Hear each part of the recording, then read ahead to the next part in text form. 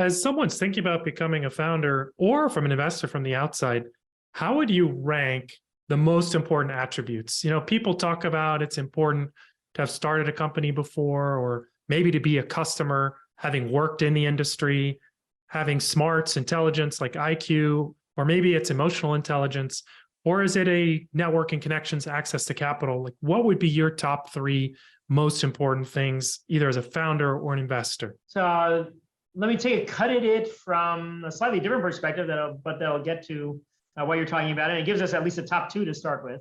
When I would get calls from venture capitalists who had just met with one of my alumni, a student who had taken Founders Dilemmas, or some other person who had been impacted by the things that they would essentially, I would be on the reference list for whatever reason for that person, and the VCs would reach out to me to get my read on that person. The ones that I found the easiest to be able to give them a big thumbs up were the ones who combined what is usually a pretty tough combination of characteristics.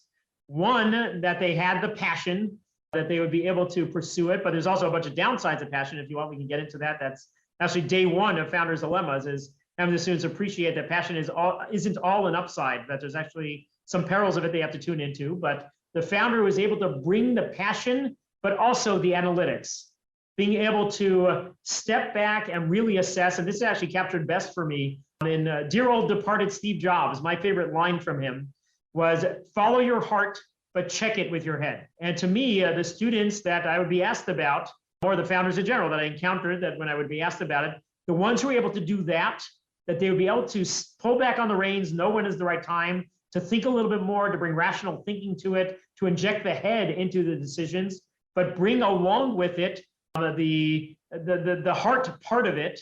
Those are the two characteristics, and the hard to combine, but where you see the two of them, that can create magic. Those are the key things that I would have been looking for in terms of that. The other part of it, in terms of the ones that you were just listing, I think to me, the EQ part, the being able to team with people, dealing with, this is the first of the honors program courses that we created here at Syms within the business school, because I think it's so important for us to build it in any walk of life, but especially in the founding realm. We created a course called Dealing with Difficult People and Yourself. How to be able to understand emotional intelligence, be able to develop your interpersonal skills of dealing with other people different from you, and other things along those lines. The founders were able to bring head, heart, and the interpersonal. Those are the things that I think are a lot of the key things that I look at about what differentiates the ones that really impress me versus the ones that I have more worries about. Well, thank you for that. Yeah, this interpersonal, there's a theme in your work about having those difficult conversations. And I've been thinking about this concept of conversational debt, that building a successful venture is about having a lot of hard conversations. And occasionally it may make sense to put one off for a while, but it just gets harder and accumulates.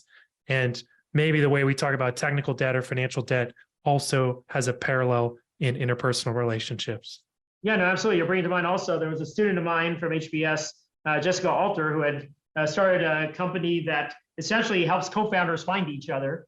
She had done a great blog post that concretized a bunch of these things that we've been talking about and that we covered in class about, actually Steve Blank had featured it on his blog, that essentially the key thing that founders have to do is learning how to fight well. They have to be able to build the difficult conversation muscles. You have to learn how to take the substantive conflict and be able to leverage it to get stronger from each other. A bunch of things that go into what you're talking about, the conversational debt and everything. There's actually a concept, actually it's biblical, a concept in Judaism that you look at the founding team of the world back in Genesis, the two-word in Hebrew concretization of what the ideal relationship is with them is it's called ezer kenegdo, helper against you, which seems to be a contradictory term, but to me it's that, the search, like the head and heart, the hard to combine, where you get a better combination between the two. The helper against you is being able to see when you should be critical of each other, when you should be pushing back, because we can reach greater heights where we don't see our own holes. And by having someone else highlight it for us, we can get better and stronger because of it. That is not at all the natural instinct. The natural instinct is to recoil from criticism, performance review. You recoil from hearing where you can do better. You do not at all appreciate the person who put that on your radar. We have to retrain ourselves to be ezer kenegdo, to be the against you is the helper of being able to help you reach those higher levels, and the teams that can build the conversational skills, the difficult conversation muscles and other things like that you're talking about are going to be much better suited for the long term of being able to deal with the ups and downs of founding. I remember in my first startup, we had a number of big fights early on, and we would disagree about strategy, but we learned how to work through it, come to consensus, come to an agreement about which way we're going forward, and then stick to it and not blame each other after the fact or renegotiate. So it really can be helpful.